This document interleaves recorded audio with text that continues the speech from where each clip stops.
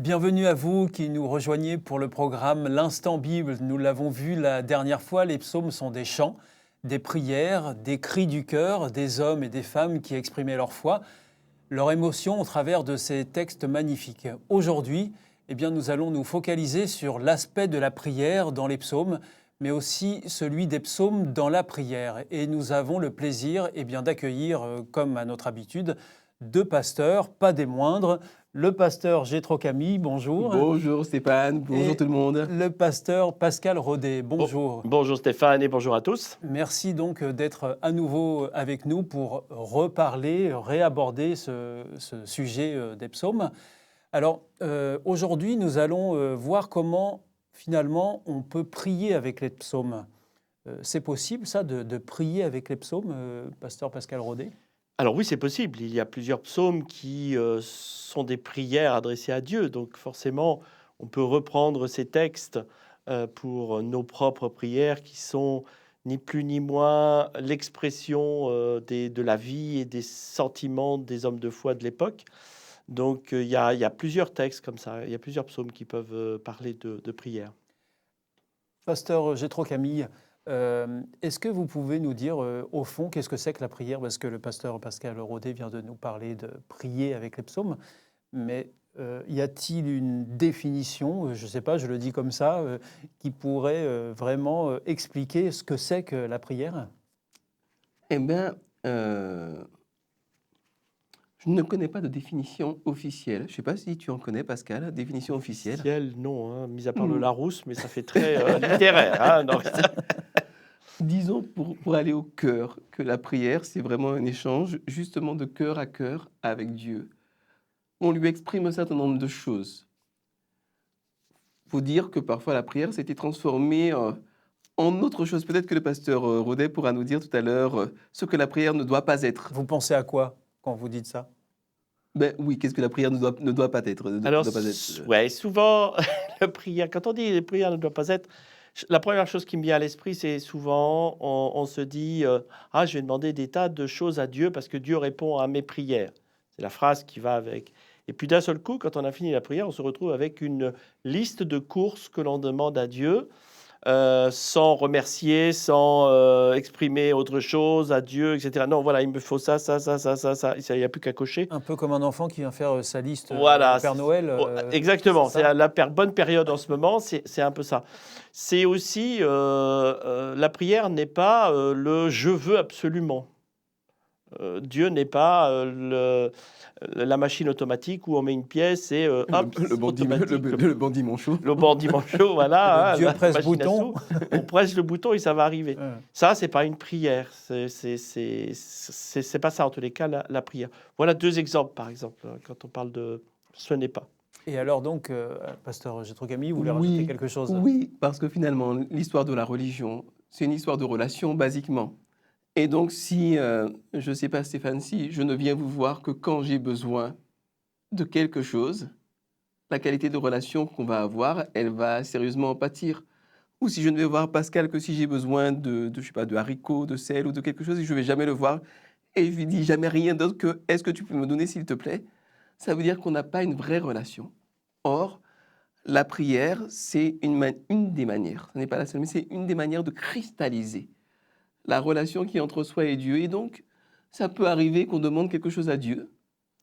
Ça peut arriver qu'on ne lui demande rien. Ça peut arriver qu'on l'écoute. Ça peut arriver qu'on lui parle. Parce que c'est quelqu'un avec qui on veut avoir une relation. Et la prière, c'est vraiment un moment béni pour cela.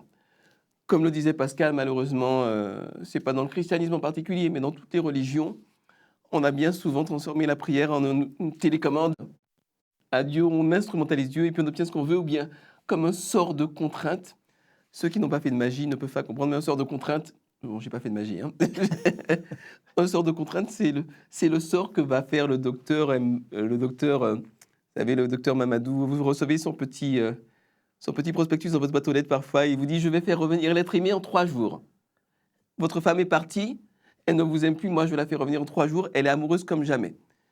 Donc il va exercer un sort de contrainte sur elle. Et la femme ne va rien comprendre, elle t'a quitté, mais elle se retrouve devant ton évier à faire ta vaisselle parce que le docteur Mamadou a fait un sort de contrainte. La prière, ça a été souvent présenté comme ça, comme un moyen de contraindre Dieu à faire ce qu'on veut. Et là, Dieu n'a aucune importance. Ce qui compte, c'est ce qu'on veut. Donc, il y a une manière de prier qui est une manière qui est strictement égocentrique, strictement portée sur soi-même, et franchement pas dans la relation et complètement contre-productive. Pardon. Et alors, pour vous, à quoi ça sert la prière, pasteur Pascal Rodet? Pour moi, la prière sert à avoir un dialogue avec l'ami avec qui je m'entends bien, ou en tous les cas, je souhaite petit à petit le découvrir, c'est Dieu. La prière me sert à... Alors, il y a une expression aussi que l'on dit souvent, c'est la respiration de l'âme, dans le sens où, dans ma prière, je communique, je discute, je parle entre mon esprit et l'esprit de Dieu dans un dialogue qui fait que, Seigneur, merci pour cette journée que j'ai découvert, merci pour telle expérience. Voilà, j'ai quelqu'un qui est soucieux de moi et tu sais ô combien c'est important. C'est une discussion, je le dis, que je parlerai comme je te parlerai aussi à toi, Stéphane, de ma vie, de la situation dans laquelle je suis. C'est ça un peu la prière. Ce n'est pas uniquement un dialogue comme ça en l'air, mais c'est véritablement se dire, là on s'installe, on s'assoit entre deux personnes, je te parle, on se parle, Stéphane et moi, ou Jétro à trois. Avec Dieu, c'est pareil. Je m'installe, je me pose, et là, je rentre dans une communication avec Dieu. Il y a une posture pour prier Dieu? Alors, dans la Bible, il y a plusieurs postures, mais il n'y a pas de posture toute faite. Ça Officielle. Officielle, voilà. Ça va depuis, justement, à un moment donné, la prière où on est debout et on loue le Seigneur dans une prière. Les bras levés vers le ciel, comme etc. ça. Oui, c'est très beau. Jusqu'à, David en fait partie, où on est complètement allongé par terre en demandant pardon. Face Oui, contre on terre. voit Face ça contre parfois terre. dans des films où on voit les personnages venir s'allonger dans Voilà les aussi, églises, au exactement. pied de la croix. Exactement. Et donc après, dans ces différentes positions, il y a à la fois à genoux, voilà, il y a plusieurs. Il y a pas, dans la Bible, il n'y a pas de position spécifique. Je pense que c'est aussi lié à ce que je veux dire ou à ce que je veux exprimer de mes sentiments auprès de Dieu. Alors, je voudrais réagir par rapport justement à cette notion de sentiment. Pourquoi? Prenons un exemple, il y a ce qu'on appelle les prières récitées et les prières spontanées. Deux types de prières, prières récitées, prières spontanées. L'une n'est pas forcément meilleure que l'autre, chacun a son usage. Mais je peux très bien dire une prière récitée, telle que le Notre Père, qui est une prière très connue, très réputée dans le monde, et puis la dire avec toute la sincérité de mon cœur, de la même manière que je peux faire une prière spontanée, en racontant, en déblatérant des choses à Dieu, mais en étant absent de la conversation. Vous savez, on peut raconter, on peut écouter, mais sans être vraiment là. Ou le contraire, je peux répéter une prière récitée de manière tellement machinale que je suis en train de penser en réalité au dernier résultat de foot. Ou bien je peux mettre toute mon énergie, toute ma foi et toute mon aspiration à Dieu dans une prière spontanée. Donc, la qualité émotionnelle est fondamentale dans la prière également, c'est-à-dire la sincérité de son cœur vis-à-vis de Dieu. Et moi, je sais que quand j'ai perdu mon papa, j'ai fait des prières où j'incendiais Dieu, je l'enguirlandais, parce que je n'étais pas content que mon papa soit mort. Mais c'est de belles prières. Parce que ce qui compte, ce n'est pas tellement les idées, c'est la sincérité des émotions exprimées à un ami, au plus fidèle des amis, au plus grand des amis, à Dieu. Et donc, il ne s'agit pas de toujours faire le béni oui, oui Seigneur, s'il te plaît, sois gentil avec moi, etc. Non, on peut aussi, c'est ce qui nous encourage, il dit, si tu n'es pas d'accord avec moi, viens, dis-le, mets tes arguments sur la table et on va parler, quoi. Et c'est ça la prière aussi. Et alors justement, vous venez de nous parler longuement de la prière. Comment les psaumes peuvent nous aider à prier Dieu? Alors, il y a plusieurs aspects. Moi, le premier qui me vient à l'esprit, c'est très simple, c'est un effet de résonance.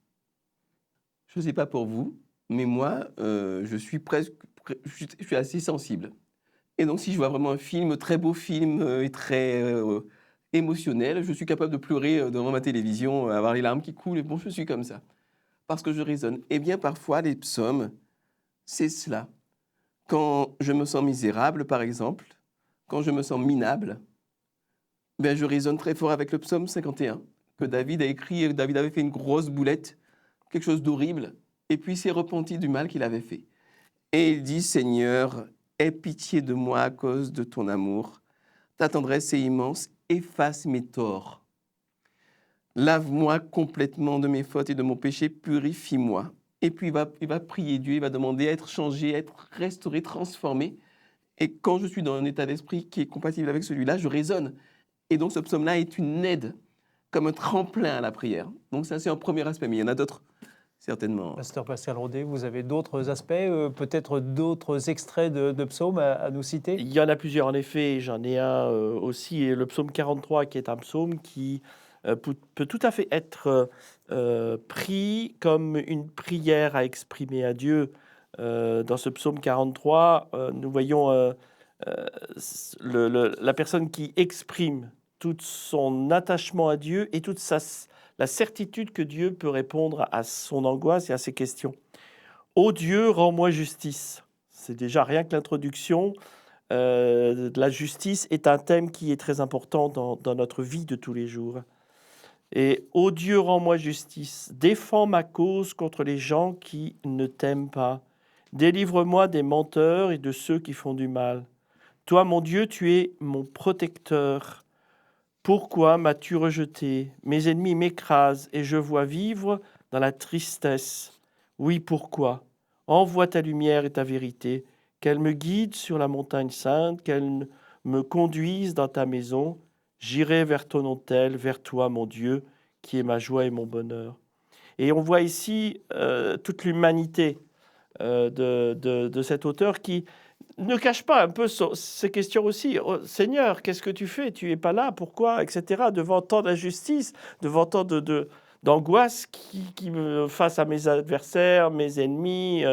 La vie est injuste, tout le monde m'en veut. Enfin, voilà, ça peut reprendre la même question. Et il pose cette question-là. Pourquoi m'as-tu rejeté? C'est vrai, on peut se poser cette question et ça montre bien aussi que on peut oser poser des questions de ce genre à Dieu. Et dans une prière, le dialogue est ouvert. Le dialogue est ouvert, bien sûr, tout à fait. Et je pense que c'est ça l'élément important de la prière, y compris avec les psaumes, c'est un dialogue qui est ouvert avec Dieu. Il n'a pas peur d'entendre des questions, des remarques ou des incompréhensions de la part de ses enfants.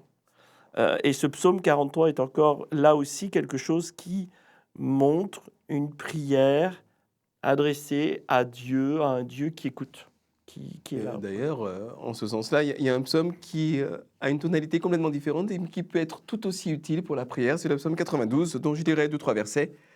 Quel bonheur de remercier le Seigneur, de chanter pour toi, Dieu très haut. Quel bonheur d'annoncer dès le matin ton amour et ta fidélité pendant la nuit. Sur la lyre, c'est un instrument de musique, la lyre, à 10 cordes et la harpe, au son de la cithare. Tes actions me réjouissent et je crie de joie devant le travail de tes mains. Alors, il y a encore plein de choses, mais voilà, ça peut être vraiment un support à ce qu'on appelle la prière de louange, la prière de reconnaissance, de remerciement, la prière de joie, quoi. Alors, vous en avez cité quelques-uns, là. Est-ce que ça sous-entend que d'autres sont moins appropriés pour aider à la prière? Ah ben, ils ne sont pas forcément tous prévus pour ça. Il y a des psaumes de louange, il y a des psaumes simplement qui expriment la valeur de Dieu ou la reconnaissance à Dieu ou ce qu'il a fait, ce qu'il est. Ça, ce sont bien sûr des prières adressées à Dieu des différentes qualités qu'il a. Mais c'est plus, par exemple, à des moments d'un culte qu'on veut rendre à Dieu, d'un hommage que l'on veut rendre à Dieu, ben on va les utiliser pour un temps de louange, un temps d'adoration. Ce n'est pas forcément un temps de prière proprement dit, même si ça peut se combiner, hein, ce n'est pas un problème. Mais je pense que là, il y a différents styles de psaumes. Eh bien, merci d'être venu ici dans cette émission L'Instant Bible pour échanger avec nous sur prier avec les psaumes. Alors, donc, vous l'avez compris, il y a beaucoup de profondeur à méditer et prier avec les psaumes. Et nous espérons que vous qui nous suivez, qui nous avez suivis, vous tirerez beaucoup de joie et de paix aussi à la lecture des psaumes. Nous vous remercions de votre fidélité à ce programme, l'Instant Bible. Et puis, je vous rappelle au passage que si vous souhaitez obtenir une Bible, nous vous l'offrirons gratuitement et avec plaisir en nous la demandant tout simplement à l'adresse mentionnée juste à la fin de cette émission. Pasteur Pascal Rodet, pasteur Gétro Camille, merci encore. Merci, Stéphane. Et on se donne rendez-vous pour un prochain Instant Bible. À Avec bientôt. joie. Au À bientôt. revoir. Au revoir.